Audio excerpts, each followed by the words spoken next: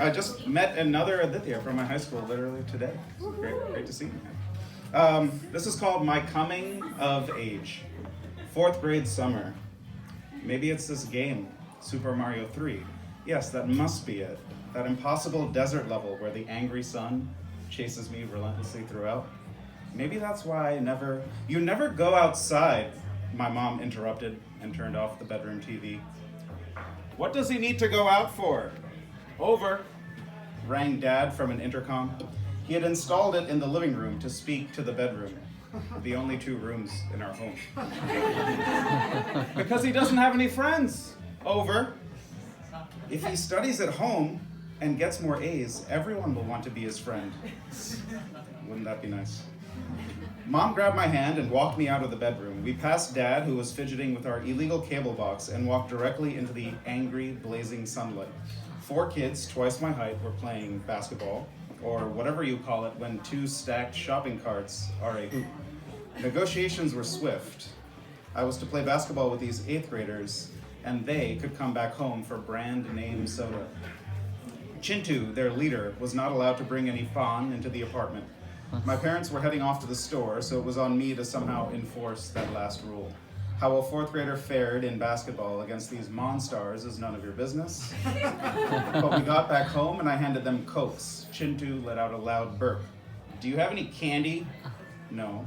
Video games? I have Mario 3. Mario 3? Gross. You don't have Super Nintendo? No. Ugh. Beer? Shut up, Chintu. You've never had a beer, snapped one of Chintu's friends. An Om tattoo rested on his forearm, drawn with a Sharpie marker. Yeah, Dad let me try Budweiser once. Hey, what's that? Oh, that's our cable box. What's a cable box?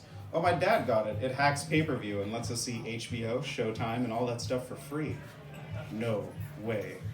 I could see how excited they were. Chintu grew serious. What about Channel 96? Of course we have Channel 96. Do you guys not have Channel 96? I wasn't sure what that channel was. Chintu grabbed the remote. Fumbling frantically with the buttons, he pointed at the TV. Click. The scene seemed boring enough. A cable repairman arrived at a lady's house. She was wearing a nightgown and, when opening the door, apologized for not being properly dressed. How dumb is she, I thought. They give you a wide arrival window. Cable guys never come on time anyway, and she's still not dressed? I looked askance at my new friends to see if they found this as stupid as I did. They were transfixed, mouths agape as if this was the greatest thing since Jurassic Park. The lady's TV was fixed in a second. It had been unplugged. Some dialogue followed that waxed philosophical about cable prices. Thank you so much. Can I interest you in the premium package? How big is the package? The biggest you've ever seen. I couldn't have been more proud of my dad, who avoided this kind of useless haggling about packages and just got cable illegally. The characters then began to fall in love, as my parents called it when we watched R-rated movies. They would turn on the volume and let me play Game Boy during these performances, just boring filler between explosions and car chases. Come to think of it, I'd never actually seen a scene like this today. Today, though, I watched it all and was amazed that these seemingly hardened 8th graders had such a romantic side to them.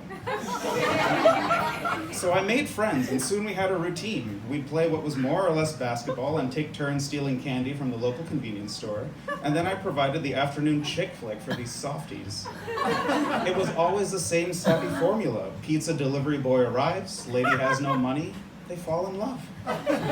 Candidate arrives at interview, boss explains how competitive the market is, they fall in love. Babysitter and boyfriend fall in love on a couch, kids' parents find out, have a stern conversation with them, all 4 of them make up and fall in love. But by Christmas, Chintu convinced his parents to get him his own cable box, and by the summer, something called the World Wide Web began to provide the same kinds of love stories on a computer. They were in high school now, so I didn't even get to steal candy with them. Ultimately, these now 9th graders even gave up the sacrosanct basketball cart ball and started trying to create their own love stories with the girls their age.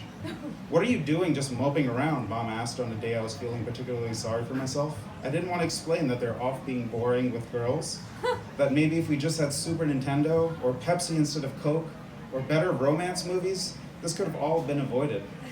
Well, what is it?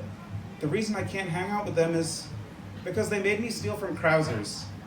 She made me swear never to associate with them. An easy task. I could have gone directly to Super Mario 3, would you blame me? But something called me outside. Against my father's wishes of not going outside, and against my mother's wishes of making friends, I stepped outside of our trellis and onto the sidewalk by myself. The sun was less angry that day, and as it shone down on my face, I realized this was plenty.